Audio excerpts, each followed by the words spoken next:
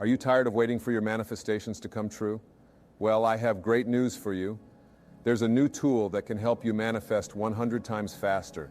It's called the 20-word script, and it's already changing lives. This script alters your DNA, allowing you to tap into the power of the universe and manifest your desires with ease. Check out the link in the description below to learn more and get your hands on this life-changing tool today. Now let's get to our session. Living beyond ego. The opening line of this 7th verse of the Tao Te Ching is a reminder that the Tao, the source of heaven and earth, is eternal. By extension, the original nature of life is everlasting and enduring. There is a quality that supports this durability, and that quality responds when we live from our Tao center rather than from our worldly ego center. Identifying exclusively with the physicality of life and basing our existence on acquiring and achieving things disregards our infinite nature and limits our awareness of Taoness. In such a finite system, it therefore seems logical to strive for possessions and accomplishments. Being civilized in most cultures primarily constitutes being consumed with attaining success in the acquisition of power and things, which supposedly will provide happiness and prevent unhappiness. The primary idea is of a self who's a separate being in a separate body, with a name and with cultural and biological data that are similar in values and patriotism to others. The Tao, particularly in this 7th verse, is suggesting that we update those notions and choose to exist for more than ourselves or our tribe. That is, to radically change our thoughts in order to change our lives. Lao Tzu says the secret of the ineffable nature of the eternal Tao is that it isn't identified with our possessions or in asking anything of its endless creations. The Tao is a giving machine that never runs out of gifts to offer, yet it asks nothing in return. Because of this natural tendency to live for others, the Tao teaches that it can never die. Giving and immortality, then, go hand in hand. The sage who grasps this everlasting nature of the Tao has gone beyond false identification with the ego and instead has a living connection to the Tao. This person puts others first, asks nothing in return, and wholeheartedly serves. In this way, the sage lives the ultimate paradox of the Tao. By giving without asking, he attracts everything that he's capable of handling or needing. By putting himself last, the sage ends up ahead. By putting others before himself, he endures, just like the Tao. The sage emulates the natural philanthropy of the Tao, and all of his needs are fulfilled in the process. The ego is a demanding force that's never satisfied.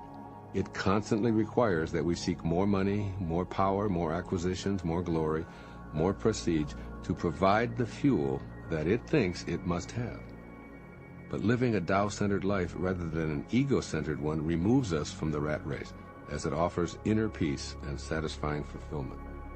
This is what I believe the wisdom of this verse of the Tao Te Ching is saying for the 21st century.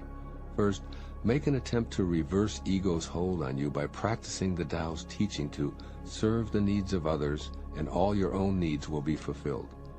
Generously thinking of and serving others will lead to matching your behaviors with the perpetual rhythm of the Tao. Then its power will flow freely, leading to a fulfilling life. Ego wants the opposite, however, as it tells you to think of yourself first and get yours before someone else beats you to it. The main problem with listening to ego is that you're always caught in the trap of striving and never arriving. Thus you can never feel complete. As you reach out in thoughts and behaviors, you activate loving energy, which is synonymous with giving.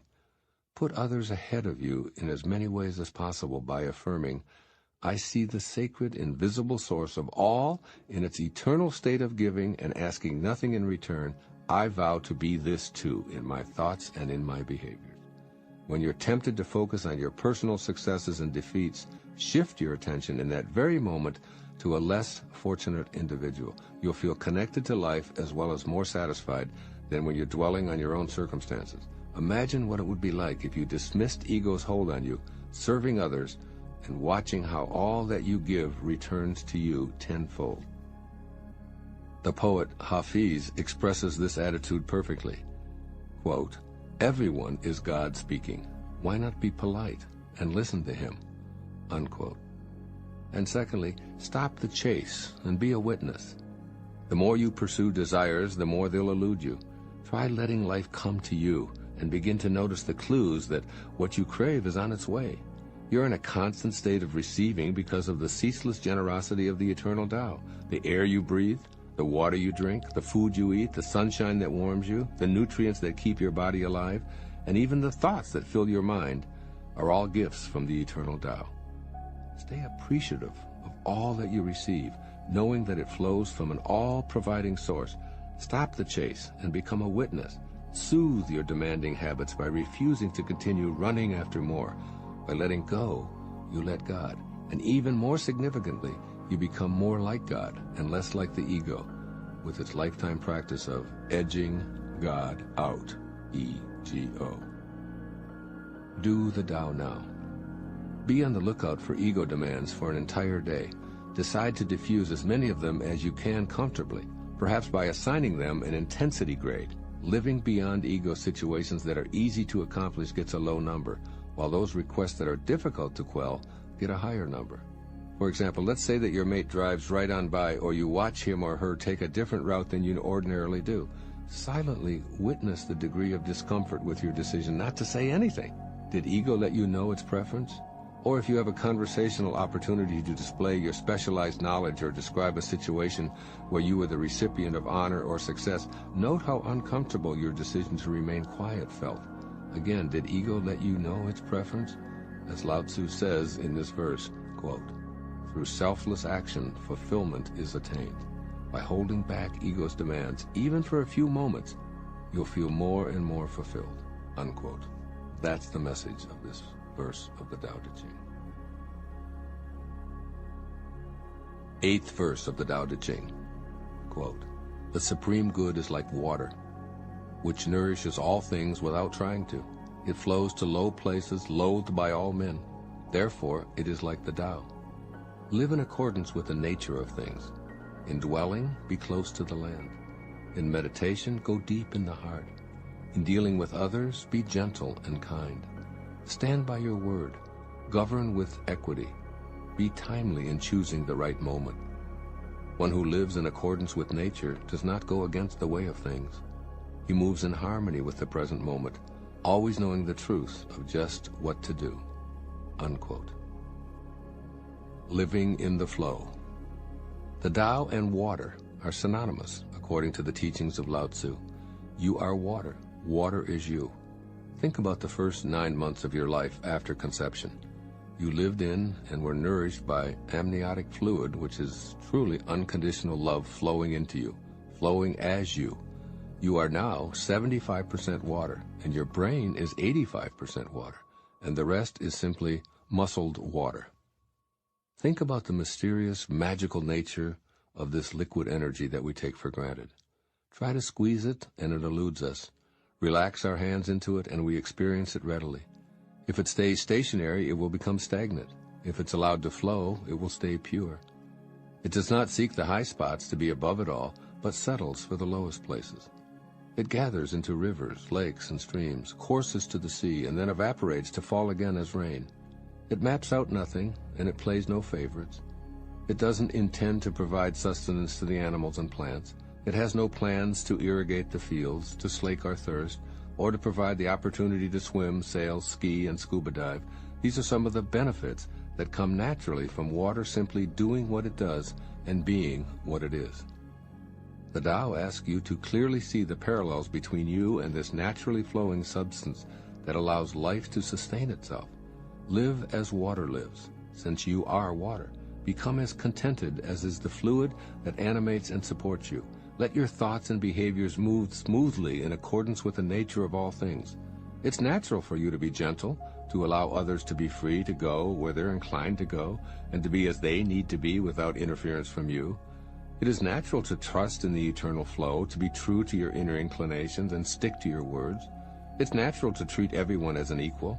All of these lessons can be derived by observing how water, which sustains all life, behaves. It simply moves, and the benefits it provides occur from it being what it is, in harmony with the present moment and knowing the truth of precisely how to behave. What follows is what Lao Tzu might say to you based upon his writing of the 8th verse of the Tao Te Ching. First, When you're free to flow as water, you're free to communicate naturally. Information is exchanged and knowledge advances in a way that benefits everyone. Be careful not to assign yourself a place of importance above anyone else. Be receptive to everyone, particularly those who may not routinely receive respect, such as the uneducated or the homeless or troubled members of our society. Go to the low places, loathed by all men, and have an open mind when you're there. Look for the Tao in everyone you encounter, and make a special effort to have acceptance, gentleness, and kindness course through you to others. By not being irritating, you'll be received with respect. By making every effort to avoid controlling the lives of others, you'll be in peaceful harmony with the natural order of the Tao. This is the way you nourish others without trying. Be like water, which creates opportunities for swimming and fishing and surfing and drinking and wading and sprinkling and floating and an endless list of benefits by not trying to do anything other than simply flow. And secondly, let your thoughts float freely. Forget about fighting life or trying to be something else. Rather, allow yourself to be like the material.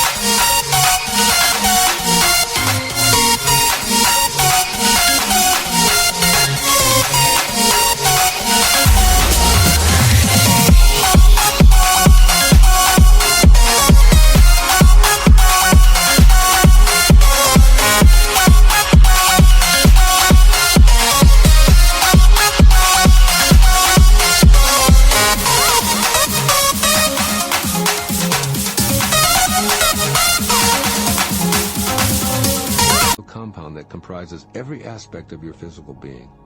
In the Hidden Messages of Water, Masaru Emoto explains that we are water, and water wants to be free. The author has thoroughly explored the ways in which this compound reacts, noting that by respecting and loving it, we can literally change its crystallization process. If kept in a container with the words love or thank you or you're beautiful imprinted on it, water becomes beautifully radiant crystals. Yet if the words on the container are "you fool,"